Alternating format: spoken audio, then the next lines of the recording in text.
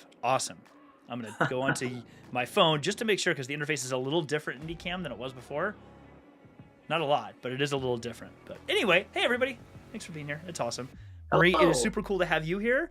I know we did a little bit of a live on Monday on TikTok, which was super fun. And then you get to come on the show today, which is... Rich is already here like, is this thing on? Ryan, it's the first time Rich has been on for a while. We need a Star Trek reference. Please, go. Oh my gosh. Hailing frequencies open. To answer Rich's question. So Rich, I'm super excited to have you back. And on the show, we purposefully moved the show to this time, so that way it would be easier for you to be able to participate. So, it's awesome to have you on the show.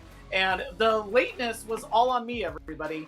I was the one that was having an issue, and the old did you turn it off and turn it back on again? Totally worked out. So that's about right. And Marie, just so you know, so Rich, you can probably see the chat yourself on the screen. Rich is joining us from the UK, and so we used to go live on Thursday nights at 9 p.m. our time, and so hopefully this time works a little bit better for him. And then Rich does a show on Mixcloud on Sundays from the UK that you can stream live through the app. He's a DJ, so he DJs on a radio station, and you can join the chat and request music, and it's really really cool. That's my Sunday life. That's so fun. I'm gonna go in the garage and do some sewing or whatever else and listen to Rich Vibes. Was it Sunday Night Live with Rich Vibes? I think is the show. Yep. Anyway, we have a guest. Rich, this is awesome, dude. We have a guest. Someone else decided to come on a show with us. It's kind of cool. Yes. We'll do intros here in a couple of minutes, but this has been a week. This has been a week. I don't know about you both, but it has been. I'm like ready for tomorrow to be here so bad. It has been a week. Marie, how about you? How's this week gone for you? Week's been good. I'm very glad that it's Friday. I feel like tonight is like a night for. Awesome. My wife's out of town for the night. She comes back tomorrow, like morning sometime. So I'm really late after I get my son from school. I'm like, dude, I think we're gonna go to a brewery. I think that's what we're gonna do tonight. That's not bad. That's not bad.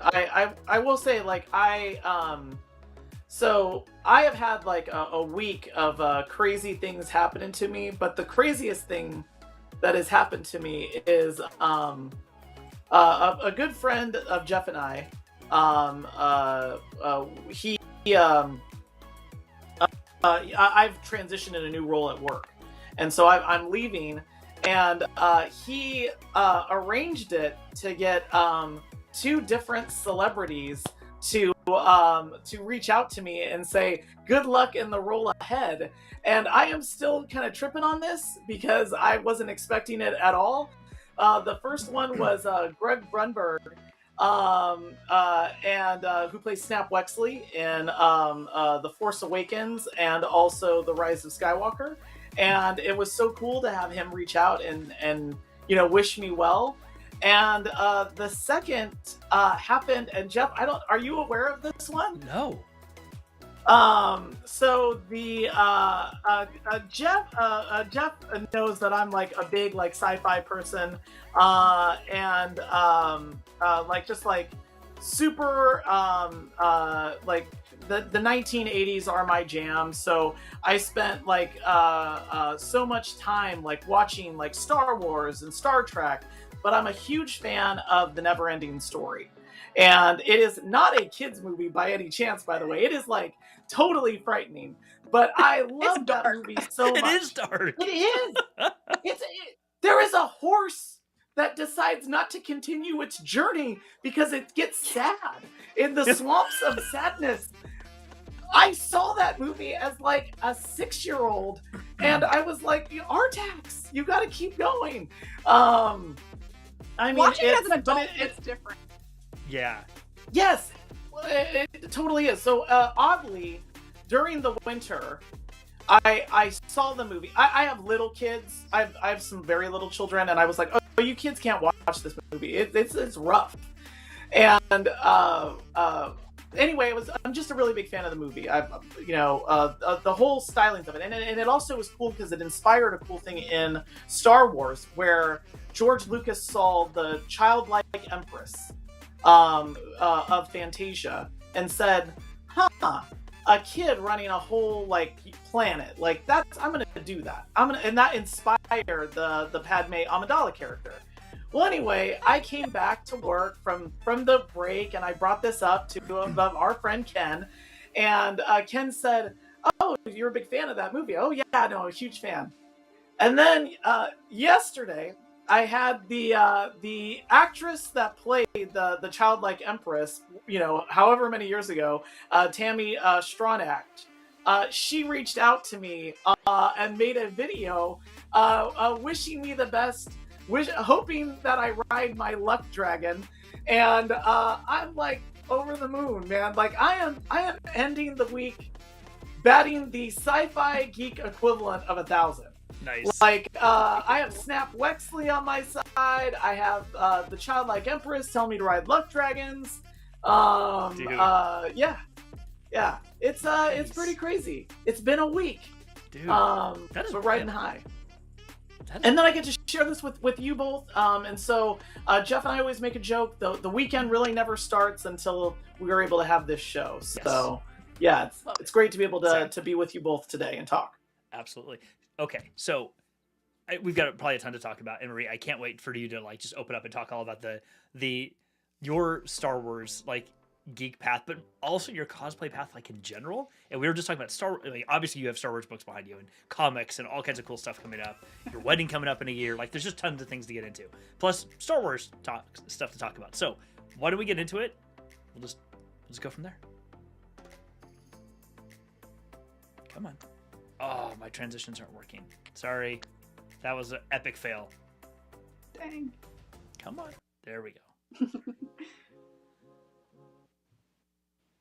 My computer's just being slow today. Anyway, hey everybody. Thanks for being here. Rich and Joe and everybody else who's in the chat right now. Thanks for being here. Marie, thank you so much for joining. Really, really appreciate it. Do you mind giving a quick intro for everyone who has not seen your content before? Sure. Well, I am Marie Bernadette. I am So Much Life Cosplay on TikTok and Instagram, and I do cosplay, as the name suggests.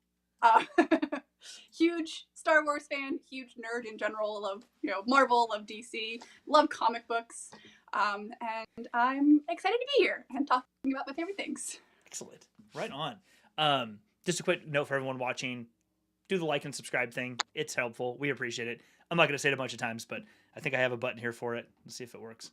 Nope, it doesn't work. My computer's just running slow today, apparently. There. Does it give the... There it goes. There it goes. Subscribe, see? The subscribe thing. Do that. Do that stuff. Anyway. So the Bad Batch... Latest episode of the Bad Batch came out this week. We have, I think, the latest trailer for The Mandalorian Season 3 is out. Ahsoka's coming up sometime this year. Like, just all kinds of content like that. So rather than, like... dive too far into those things, which we could easily do, I thought it'd be a little bit interesting today to kind of take a step back, and I'm going to close my shades in a minute because I'm getting a lot of sunlight in. I thought it'd be kind of interesting to spend some time talking about world building, because for anyone who's watched Star Wars or just been a geek about anything in general, whether you're a Brandon Sanderson fan or a Game of Thrones person or Star Trek or insert Wheel of Time, the world building, at least in my thought, the world building for any of these fandoms is, to me at least, nearly the most important thing that happens. I mean, the stories that are told are amazing. Character development is amazing. I think it's hard though to, even with a book series or a fandom that is got a lot of rich stories in it, if you don't have good descriptions of the world, the galaxy, whatever that these characters occupy and spend their time in and have stories in, it can be really hard to attach yourselves to those stories. So, I don't know, Marie, maybe we'll start with you. I'm very curious your thoughts are on, and Rich has already just blown us up about Trek references. There will be Star Trek references, just so you know, Marie. Like, Ryan is the biggest Star Trek fan, huge Star Trek fan. So, there will be references. I'm so sorry, and I will say that my first entry into cosplay was through Star Trek. I was so I will say that that's how I got into that world, going to my very first sci-fi convention, and I was like, oh, there are people like me in the world, this is amazing. But yeah, it'd be great to learn kind of how you kind of see this as especially as someone who's in the cosplay space, adding to that world that's there. how you kind of see all this world building, and how that has obviously been a huge influence in the things that you do. Yeah. Well, I think when I think of Star Wars, I think of world building. The thing that I'm always drawn to is the costumes and like the outfits of the galaxy. I think for me, being able to see that within the movies and the shows and also in the comic books is a really good way to sort of like tell you where you are in the galaxy, and it makes it feel like a real world. I think is so cool. Yeah, I like how you describe that. You think about like the one that comes to mind. I mean, there's tons of examples, I'm sure, for all of us. But the one that comes to mind right off the bat is like Maz Kanata's castle in Force Awakens. Yes. So when we get to her planet, we get to the planet, we get to Maz Kanata's castle, and then all the not just all the different characters, but like the flags and fabrics hanging outside, all the different types of alien species inside. They're all dressed differently. It it made you feel like you were in Star Wars. At least for me, it made me feel like I'm in Star Wars. Like it's our new cantina scene. It's our new Mos Eisley, but not quite as dark and dingy and freaky, and they're not so like antagonistic against droids at Maz Kanata's place. I guess Marie, I'm curious from you. We talked about this once before, but I'm curious. When you first kind of really got into Star Wars, and this I think you were already doing cosplay stuff anyway, so kind of got into cos. What would you say sort of motivated you to do the things that you do with Star Wars and like got you so excited about it? Like whether it's the stories and the worlds, like what was it that like kind of gets you to do this more? That's a good question. I think one of the things that I absolutely fell in love about Star Wars is the fact that the world is so big and that there are so many stories that you can find. I mean, when I was a kid, I was always reading, books and comics and things. And it's fun when you find one book and it's like a singular book and you finish it and you're like, oh, it's over. But with Star Wars, it's never over. And I think that was one of the most like exciting things for me, is that I knew that I would be able to continue reading and exploring Star Wars forever. Like I will probably never read all of the Star Wars books and comics. And that's exciting to me.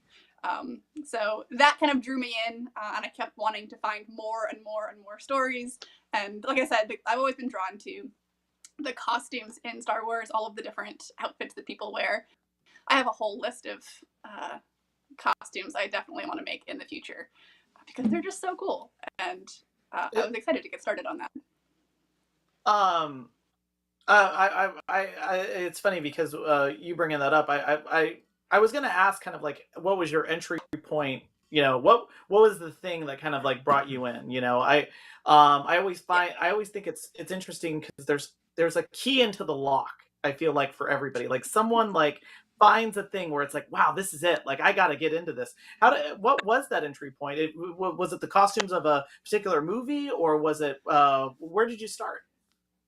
So my Star Wars journey is kind of interesting because I didn't grow up with Star Wars at all.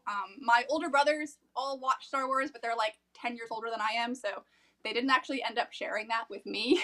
And when I was in college, I got a job at Disney World, and I started working there in 2012. So it was kind of right around the time that Disney had acquired Lucasfilm, and not too long after they had acquired Marvel. And I remember thinking that like, I should explore both of these properties so that I could do my job better as a cast member. And like they sounded cool. It didn't sound uninteresting. And then I also met my fiance, my boyfriend at the time, who was a huge Star Wars fan, and he said, "Oh, well, I have the movies, so if you want to watch them, we can watch them together." And I was hooked. I was just saying. Oh, go ahead, Jeff. Before, yeah, I was going to throw out there. So Mike Friends in the comments here a second ago brought up. This is sort of an adjacent thing, but I wanted to use it as a way to lead into another topic for both of you. I'm assuming, have both of you caught up on the Bad Batch, the latest episode of the Bad Batch? Yes. Ryan, you're good. Okay. So for anybody else watching, just everyone else watching, we were playing with this earlier. Spoilers for everything Star Wars. Just heads up. Anyway, in his comment here, world building in Star Wars is a great topic after this week's episode of The Bad Batch. In this episode, and I'm going to bring it back to the world building stuff and kind of to what you were talking about, Marie, is in this episode, we see they go to this planet, we see this big robot kind of thing that has Zepho vibes, like architecturally. That's everyone's been talking about that same thing. From, if anyone doesn't know, Zepho being this ancient race, force interacting race from Jedi Fallen Order, or that we're introduced to in that game. And what I love about this is they don't say that in this show. They don't mention that at all. But we see this thing that has this architectural similarity to that game, and including the big laser beam thing it shoots out of its head, very much looks like the Guardians in Jedi Fallen Order that shoot the same sort of thing out of their chest. And I found it interesting because it's this subtle little nod, and I don't know if that's actually what it is. None of us really do, but it's this really neat and subtle nod to this new through line they're starting to create through Star Wars of this ancient race that did things, but it doesn't have to be a big prominent figure in this series. It can just be one other thing that exists that also you can build stories on top of. And so I wanted to come back to, actually, to both of you. Marie, we can start with you, but to both of you is, Marie, you were mentioning working at Disney World and, kind of getting into it from there. As you were going through that, how do you think doing the cosplay side of things, to focus on that, impacted your excitement or perpetuated your excitement, if it did, for Star Wars? It definitely fueled a lot of my excitement for Star Wars. Seeing the differences in eras and creative interpretations, I think was really cool. Actually, so one of the reasons why I love the cosplay side of Star Wars is when I was working at Disney World, I was lucky enough to be there during the last few years of Star Wars weekends, which they don't do anymore, which is very sad. But during Star Wars weekends, they'd bring in all kinds of characters for meet and greets, and they'd also bring in a bunch of actors and voice actors, and the Rebel Legion and the 501st came, and there was a parade of everyone. And so I saw this like massive group of Star Wars fans that had been so dedicated that they had made replica costumes. And I was like, that, I want that. That is going to be mine in the future.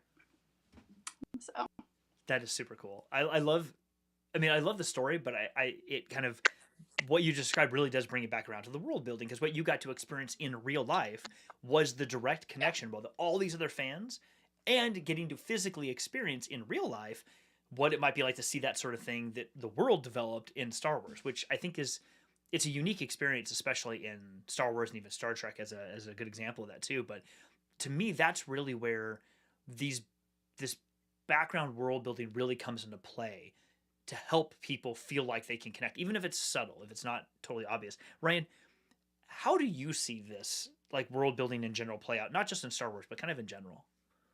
Well, to talk a little bit about the Bad Batch side of this, and then also the Fallen Order, I do like when people create like the vast prehistory of things, like Dune and Foundation, both have these like amazing histories. Like Dune has this like 10,000 year like prehistory. Like there's all these things that happen before you meet Paul Atreides, and I like the idea of, and it's rare because I like the idea of some great prehistory and then building from there, and you can kind of like cut that up. So I think that that's really great.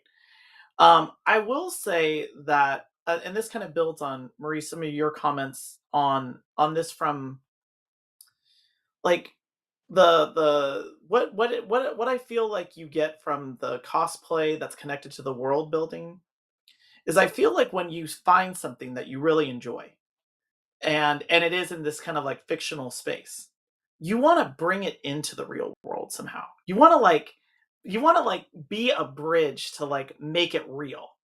And when I was a kid growing up with Star Wars, all I wanted was a lightsaber. Like, because it was something that I wanted to make real. Like, I wanted to bring it. And by the way, crazy dangerous for a child to have a lightsaber. But I wanted it in real life. And so everything became a lightsaber, a broomstick, this, that, it became a lightsaber. And then, and I almost think that you start with what's around you when you're trying to do that. What's nearby, because you're bringing these things that have no like dimension in the real world, and you're giving them life, and then you can kind of make it grow and make it your own.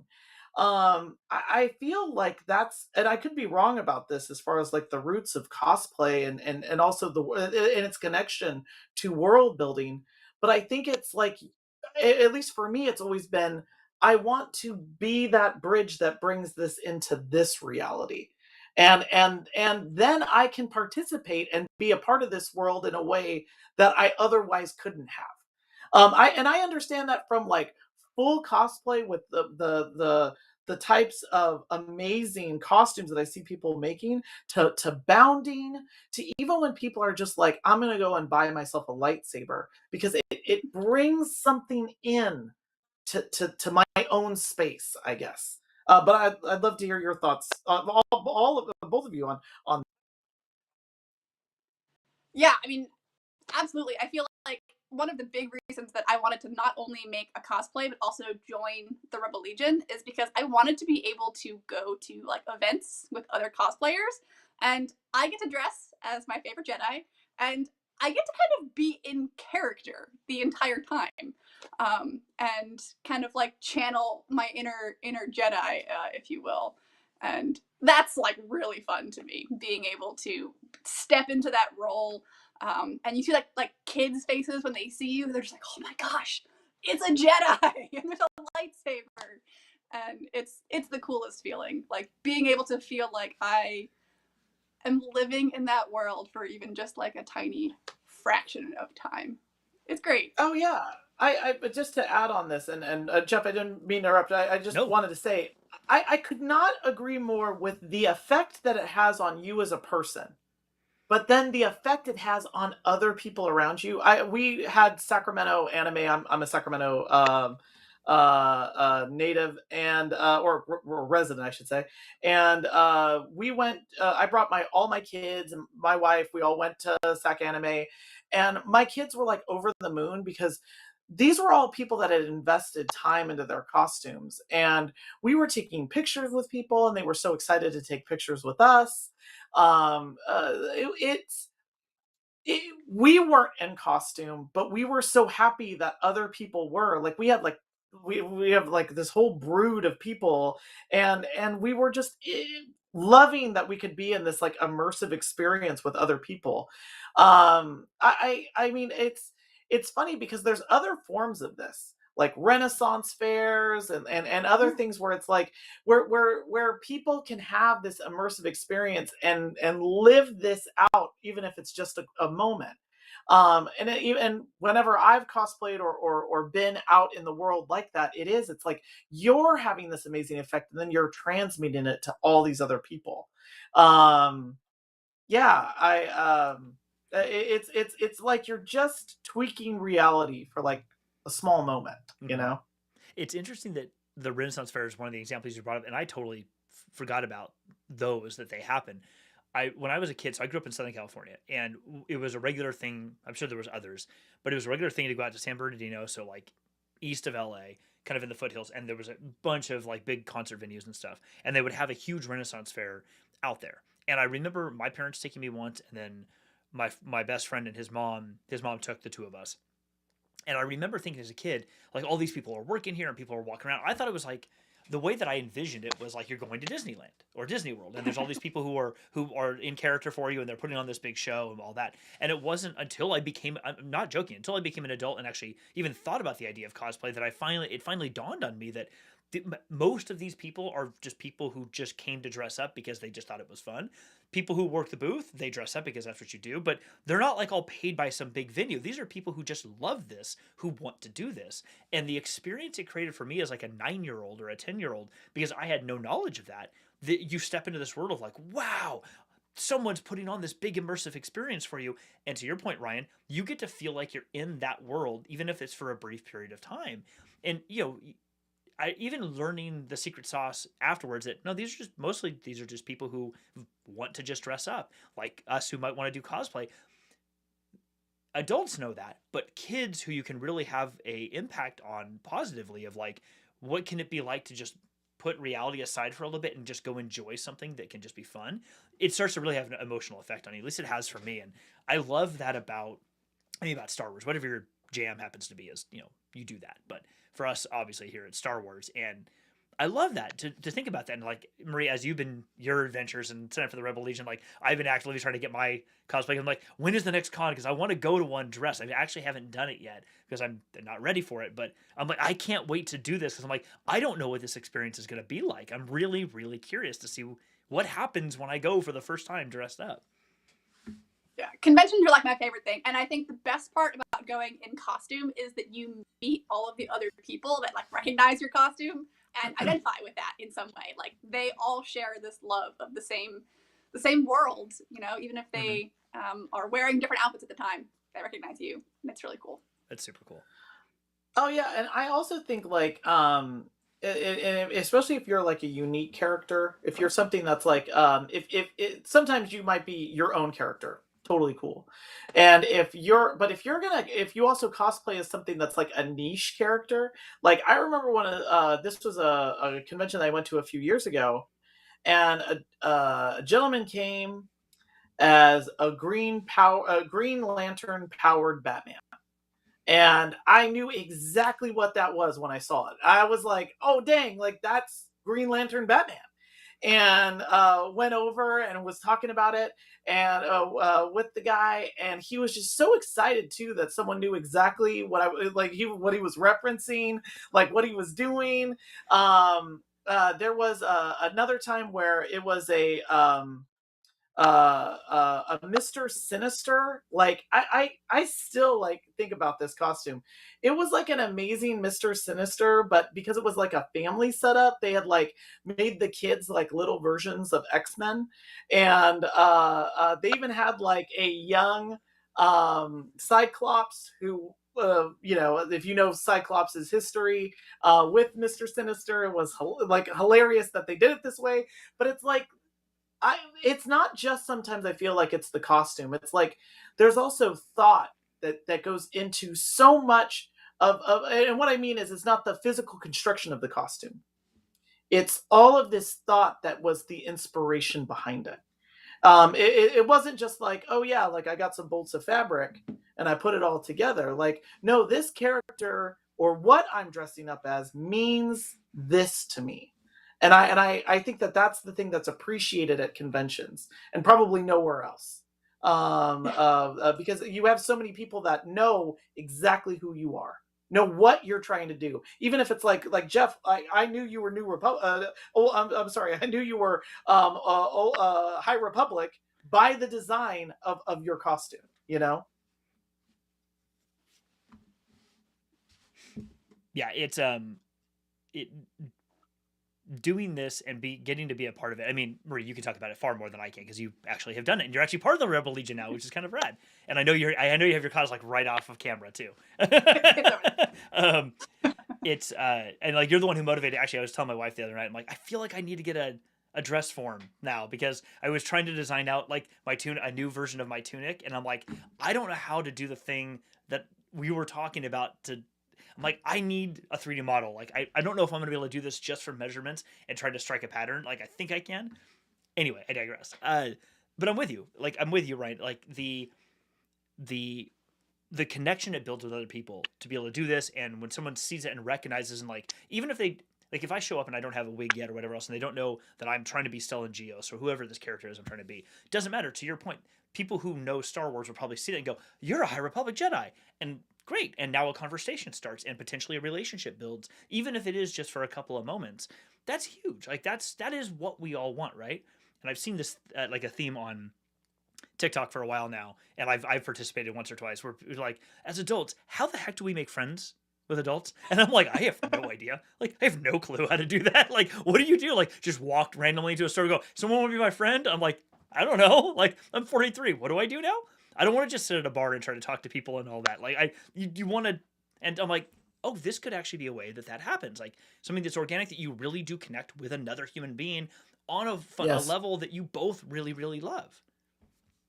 Yeah, I'm not gonna lie. Joining the Rebel Legion, one of the big reasons I wanted to is to find all those people in my area, because I just moved. I'm in a new city and didn't really know anyone that was here, so I thought maybe I'll find other Star Wars fans, and I have. I don't know if they're my friends yet, but they are people that I have talked to. So that's cool. I feel like and this could just be like general sci-fi, but I feel like it is a passport into this much larger like world. It's sometimes almost a secret society of other people, where it's like how I met this guy over here.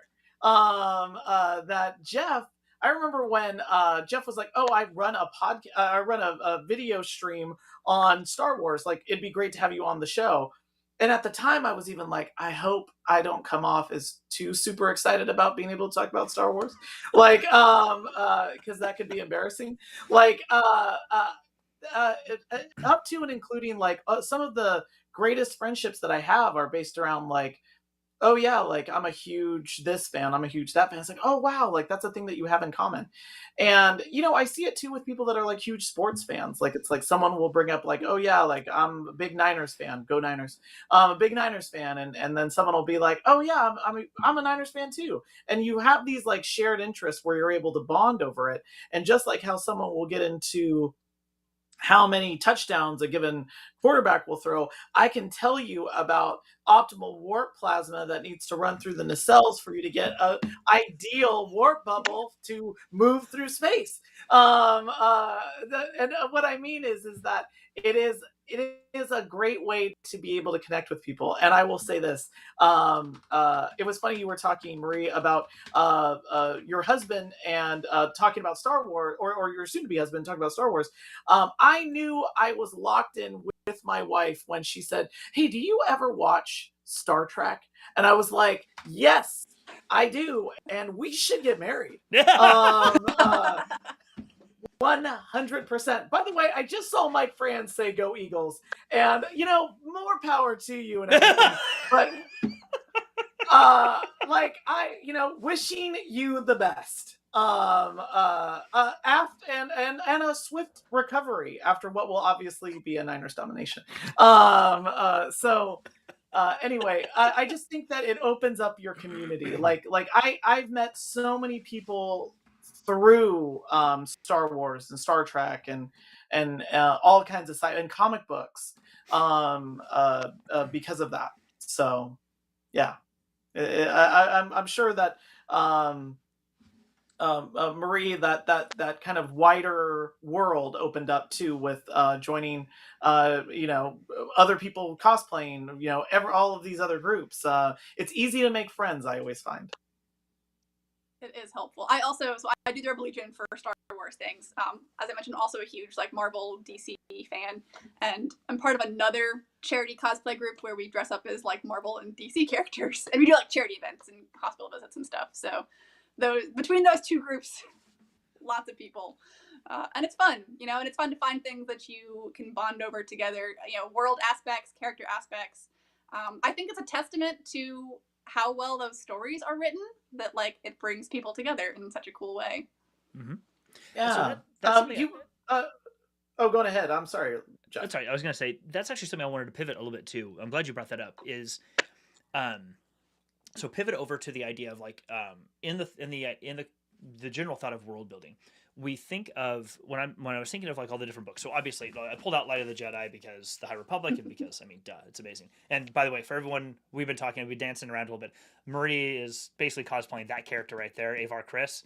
And that has just got to be super cool to like see the character that you were like, I'm making that on the cover of a book and go, yeah, that's me right there. Yep. First book, by the way, for everybody, first book of Star Wars: The High Republic Phase 1. That was the first book. Anyway, we look at it and we have like the High Republic.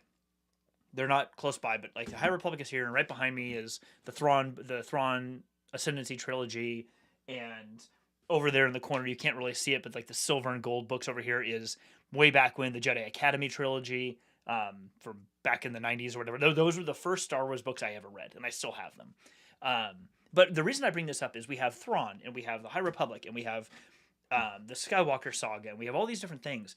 And regardless of whether it's technically canon or not, I love that, and this is kind of what I wanted to give it into, is I love that people can pick somebody they attach to or a character or whatever they attach to throughout any of these things, because all of these different worlds that have been created, like literally different worlds and sectors of this galaxy, but more of in the existential storytelling sense, all of these different this world that has been created that all these different characters and creatures can live in, even if one thing is not technically canon anymore and something else is, kind of doesn't matter from a storytelling perspective or even a cosplay perspective, because anything you want to be is valid, and even if it's not technically canon, it doesn't mean that it will not be addressed at some point or come up. And it's a huge galaxy, there's millions and millions and millions of worlds. Whatever you want to be could probably come from that. It would make perfect sense. And I think that's really interesting about these immersive story settings like Star Wars and like Star Trek and like Wheel of Time and like Dune, where there is so much behind it that you almost can't ever get bored. You can almost always find something that you're going to get attached to. I actually had a thread. I just series of comments on I don't know whose video I was responding to. I responded to someone's video about the Star Wars audiobook, specifically listening to Battle of Jeddah. And somebody replied back and put 3 or 4 and said they really tried to read High Republic. They listened to Battle of Jeddah, too much going on, they couldn't do it. Listened to Light of Jedi, there was something about it. And they've done 2 or 3. They even tried reading conversions. They're like, I just cannot get into the High Republic. Like, just can't do it. It's not my thing. And it made me realize that that's okay. Like, of course, and that's how I responded. Like, doesn't have to be your thing. There's so much else in this world that you can go attach to. And now we have coming up, what, in a year or so? I think they just announced they finished primary filming of, or at least started filming of Skeleton Crew, which is supposed to take place, Jude Law's in it and a few others. That's supposed to take place, I think, in the unknown regions. So it's like, I think they have a different name, and just like with Ahsoka, they're giving it a different name too. I don't think they're calling it the unknown regions. They're calling it like new space or something, is like casually what it's being referenced. But the idea is, I think it's basically the unknown regions, as we've heard about in Thrawn and wherever else. Yeah. But I find it so interesting because there's all these different pockets that can be built up of stories. They're all part of the same thing, but they can be built up and told in different ways. So this is going to be like an Amblin style, like coming of age type TV series, sort of like Goonies or in that same sort of vein. I just find that really interesting that we can have so much of that, and all these stories can be valid stories for various audiences. Yeah. I will say one of my favorite things about Star Wars is the fact that it is not one story. I mean, we have like the Skywalker saga, which people think of as kind of like the main story, but Star Wars is just a place where stories can exist, and these stories can overlap or they can diverge. And we kind of see that in like a microcosm in the High Republic, in that like there are so many different side stories and different Jedis and different characters on their own journeys. But I think it's just really cool. It's a whole bunch of intersecting stories, like the real world. You know, the real world is not just one single story. No, I actually think that this type of diversification of the Star Wars universe was something that was like long overdue. And I'll ask Jeff really quickly. I apologize. Can you hear me okay? Because I'm kind of cutting in and out audio. Oh, good, great, perfect. I agree with both of you. I would just say that the thing that for so long, like especially that time between like the release of the original trilogy and really for years, I mean, for almost 2 or 3 decades, you have this like time period where all you have is some of the expanded universe, which is just kind of constantly building on stories of Luke, Han, Leia, Chewbacca, like all of these stories that are, and then of course their children. That stayed there for a while. You did have some throwbacks, like when Knights of the Old Republic came out. You did have a little bit of that. But what I like about what they're doing with the High Republic series and now with a lot of their storylines, especially on the television shows, is they're giving all of this room for new characters to breathe. They're really spending time in these worlds that they've created, allowing characters to engage. I mean, again, like my favorite Star Wars property now is Andor. I mean, oh my gosh, like I just can't get enough of that. Like that storyline was just amazing. And then how they lived in that world. Like I keep thinking of of the like every little, like tiny little things, like how normal people would be living on Coruscant, how just the ships and the technology, they keep expanding the edges of the world while showing you the characters that are living in it. And that had been missing from Star Wars for so long. You got that in Star Trek. I mean, oh my gosh, you got you got too much in Star Trek sometimes. You learned about cultures that you might not be that interested in. I'm looking at you, Ferengi. But no, I'm too hard on the Ferengi. I'm fine with it. But at the same time, you really get all of this diversity of characters, and I have just really loved that. Like I like all these intersecting storylines. I like that there's a world that's bigger than the Jedi, or a universe that's bigger than the Jedi. I really like the opportunity to explore things that we don't know about, and not in a way where it's fan service, where it's like, I need to know how Han Solo got his gun. It's like, I'm not that interested in that. But to see the Empire as a fascist state and what that's like to live under, like what is the rebellion really fighting for? That really, that keeps bringing me back. That's giving new life, I feel like, to a franchise that started in 1977. Like, they are making themselves very relevant by, I think, increasing these storylines. Yeah, I agree with both of you on this.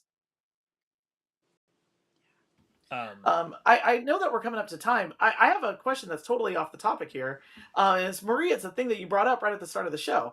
You said you had a long list of costumes that you were like, oh yeah, I have costumes I want to make.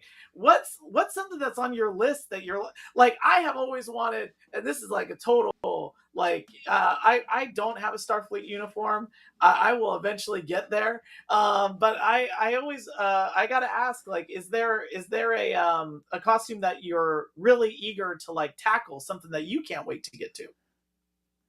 So I can pinpoint basically the exact moment when I went from being like a casual Star Wars fan to being super mega obsessed. And it was after I'd watched all the movies, and I started watching the TV series. I'm watching Clone Wars for the first time, and we meet Satine and Obi-Wan. And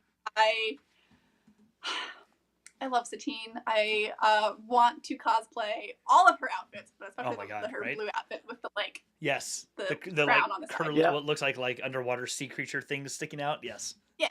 Yeah. Yep. So I want that one day when I have some time and can buy some cool fabrics. And I also love Padme. I could spend the rest of my life making her wardrobe and not finish it. But oh my gosh. Yeah, so, I definitely want Satine. Definitely want Padme. And I would love Leia. I actually have a list of cosplays for like as I age, like things that I want to do as I get older to make it exciting. And so when I'm older, I want to have a general Leia Organa costume, and I love some of her younger Leia looks as well. But yeah, we'll see. Oh, that's awesome. That is really cool. And by the way, total agreement on Satine. Like, I mean, just like Padme, like all of these amazing like outfits, and there's so much thought that's put into the design there. Like, I remember the red dress that you see Padme in episode 1. Queen Amidala, the first introduction of Queen Amidala. I remember I didn't know that the bottom of that dress lit up until I watched like it's just these like little. There's so much fine detail that is added into every little thing, and I think that's also what makes speaking, Jeff, about the world building. What makes this stuff more real is that there is all these little things. It's the red stripes or yellow stripes on Han Solo's pants. It's these little details that I think that we have them in our real world, so of course they would have them in their world. Mm-hmm. It's like, why do you have a 5th pocket on your jeans? Nobody uses that pocket, but we have one, and there's a story behind it. Why does Han Solo have these yellow stripes or these red stripes on his pants? Like, why the lights on Queen Amidala's dress? Jeff, you were talking about the headgear for Satine. I mean, it's like there's these are decisions that are made, and so there's all of this great detail behind it. It makes it far more real. Mm-hmm. So I wanted to circle back on that because you said you had a list, and I was like, oh, I bet there's some cool things on that list. Well, and you've got it. I'd also love to do Harris and Dula someday. My biggest problem is that I have chronic migraines, and I don't think that I'm going to deal with Leku very well. But if I can ever make Harris happen, I would love to. That would be cool. That would be super cool. I've seen a few, and when they're done well, they look really, really good. I mean, and you've done quite a few others too. Like I actually when I was on your page earlier, we were messaging. I saw one of your ones of like Spider-Gwen. Yes. That she was my first. Yeah, that was super cool. I dug that a lot. And you you also did Kate Bishop too, right? Yes. So I have been a huge comic book reader of Spider-Gwen and Kate Bishop since the beginning of both of them. So they're the two costumes that I have the most variations of for the characters. Wow, that's super cool. I have 6 or 7 of each. Wow. Oh my gosh! One day, see, this is what I have to look up to. Like I'm working on it. I'm trying to get my motivation back. I haven't sewn anything in like a week since I finished the Obi, and I'm like, crap. What do I do next? I'm like, I just got to remake everything. That's what I'm gonna do next. I'm just gonna make it all from scratch again. But I will say it's then a thing that you get to pass on, because it's like my kids are like super into this. So my youngest daughter Emily, she just turned 10. She is a huge Spider-Gwen fan. And when I tell her that I met someone that does Spider-Gwen cosplay, she's gonna be like thrilled about this, because of the fact that she has built her own Spider-Gwen outfit. And it's like, oh, this isn't like, oh, I'm gonna wear this for like Halloween. It's like, no, she wears it around, like everywhere, like if we like wherever she can. And blue ballet slippers, like the whole look. And she's loves the comic book. It was the comic book that we were like kind of easing her into as she started to get a little older. But she's such a huge Spider-Gwen fan, in the way that I think that Spider-Man actually has that ability of, because the mask covers the whole face, anybody can be behind the mask. And so Spider-Gwen has that with the hood, and of course she also has her own very unique look. But yeah, my older daughter was super, we got into the Hawkeye series, and so of course, like, she's a big Kate Bishop fan. But yeah, it's that joke about, have you made people yet? You make people, and then suddenly they take on your interest, and then I have a whole army of people that are like, I need to build my own costumes. So yeah. Yeah, so I have to joke that like my partner got me into Star Wars and Marvel, and then I taught him how to sew. And so he now makes cosplays with me. That's excellent. That is so cool. Oh yeah, it becomes like a family affair. Mm-hmm. I will say, like, we during the pandemic, that only became more for us. We like bonded over all of these shows that we liked, and as Jeff knows, like, we're huge fans of Avatar: The Last Airbender, to the point where we are trying to get a group costume going on. And my kids got in, like, my again, Emily, she made her own Aang costume, and even figured out a way that she could make herself look bald, and then like drew with like a pen to get all the tattoos and everything. Yeah, so I think it's oddly, cosplay and all of this is always like big things have small beginnings. You start with one thing, and then it's like what you said, you cross over into, you're a big fan, and then you're like, I'm building all this stuff. So yeah. I think that's awesome. Just throw that last one up there from Mike, and because you brought this up last time, Ryan, it's hot chocolate in the Yes. servers expanded. Yes, they always had hot chocolate. I always thought that was funny, because I remember I remember in the expanded universe there's all this other stuff. It's like everything's got a different name for something else except chocolate. They had they were always having hot chocolate. Jedi Academy always having hot chocolate. It's too I funny. thought that was funny. That's Yeah. funny. Awesome. Well, Marie, it has been The fantastic. Star Warsification of things. No, go ahead. No, please. What'd you say? So the Star Warsification of names. Exactly. It's not coffee. Exactly. Like, you all get these Yes. names. What about chocolate? No, it's just chocolate. That's fine. That's just chocolate. Like, we It got doesn't exhausted matter. when we got to Chocolate's- chocolate. We're like, it's just call it chocolate. Yeah. Like, it's not the holidays, it's Life Day. It's like Yeah. all these things. But hot chocolate is still hot chocolate. It doesn't matter if you're in a galaxy far, far away. They should have worked on that, but no, it's still hot chocolate. They should have shot that Um, one a little bit. Storyboarded that one just a little yeah, bit. yeah. Well, they have all these Well, and writers it's now, like so they can do that. it's like you're mentioning that you're fans of the Avatar universe, and there was the scene when they go to the Earth Kingdom and they have just a bear, and Aang's like, an owl bear? It's like, no, it's just a Yeah. bear. Yeah, is it a turtle bear or a duck bear? Like, no, it's just a Just a bear. bear. It's we're like super into that. My kids got the Avatar cookbook, and so we are trying. This is also like how we tried to make a time sandwich from Adventure Time once. But well, by the way, like if anybody hasn't watched that, watch the time sandwich episode of Adventure Time. It is amazing, and we worked really hard to try to make a time sandwich. But we tried to make all of the foods from Avatar. But yeah, it's funny how it's like.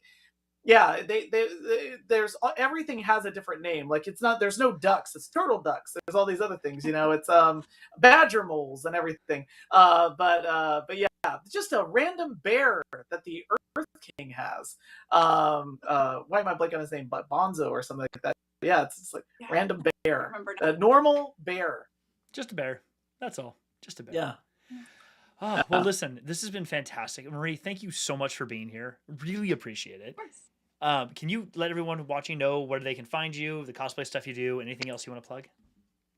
Yeah, so I'm on Instagram as just So Much Life, SEW, and then on TikTok I am So Much Life Cosplay. So you can follow my adventures there, and I also talk about books, talk about the High Republic mostly, and yeah. Awesome. Thank you. Really appreciate it. It's been fantastic. Everyone, thank you for watching. Subscribe, like, all the stuff. And yeah, we will catch you all next week. No, not next week. We will be off for the next 2 weeks because next Friday, Ryan and I are going to be on a plane to Amsterdam, or several planes to Amsterdam. Yes. To Amsterdam, and flying home the week after. So a couple weeks and then we'll be back. Yes. We're going there for work for our big annual customer conference in Europe. And yeah, it's a lot of speaking and working all day long, but you know what? Whatever. We're in Amsterdam, so it'll be fun. It's a fun city. Great opportunity. To walk around. Yes, I don't think either of us have been there. And what's also a lot of fun is that for anybody that's on the show right now, or anybody that's on Team Replay, listening to us while folding the laundry. A lot of people folding the laundry. It'd be great to run into you. Let us know if you're in the area. Rich, this is your chance. You take a train. We can take a train to Amsterdam, buddy. We'll hang out. It'll exactly. No, well, you're coming to the UK.